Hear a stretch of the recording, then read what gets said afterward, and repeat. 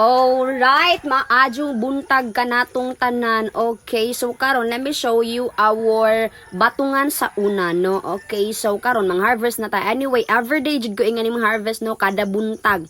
At least na lang may mga tag-usa ka kumo na to nga makuha. Yes, ingana. And dako jud sa tabang namo, as in labi na ka nang may kwarta way pangpalitog isda, no? Okay, so dire may mag-base, no? Iswag ta.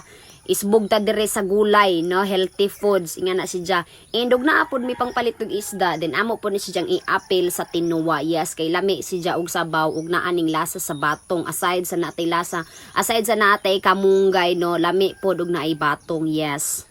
And ingon sila, batong is not good, no, para sa katong mga naay arthritis kay matrigger ang kuan, kasakit sa ilang mga bones. Kanang feeling nga magngulngod jud ko, no.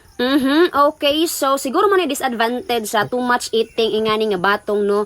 Well, anyway, if there's an disadvantage, of course, napo na yung advantage. So nag-search ko unsay advantage jud inganing batong, no. So there I found out that batong contains protein, vitamin C and A ko, no. So eating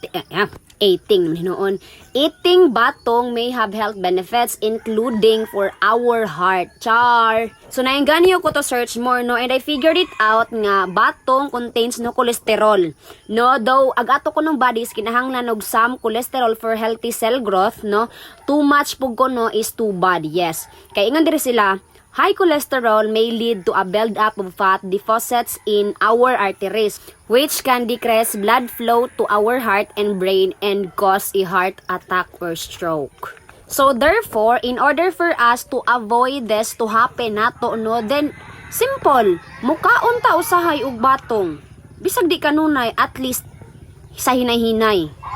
Kay if we truly love our body, no, if we truly care for our health, then mubuhat ang mga butanga makakos og kaadyuhan sa atong lawas, sa atong health, di ba? Simple.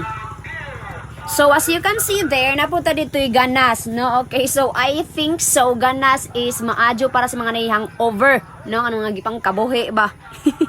Kay nag-search pug ko and basahan na ho nga kanang ganas is good for people who are feeling sick and unwell because of its nutritional values, high in calories and vitamin A. So I won't discuss further about that, no, kay murag mahubas na atong brain. Char, major bag na brain, pataka, hambugon.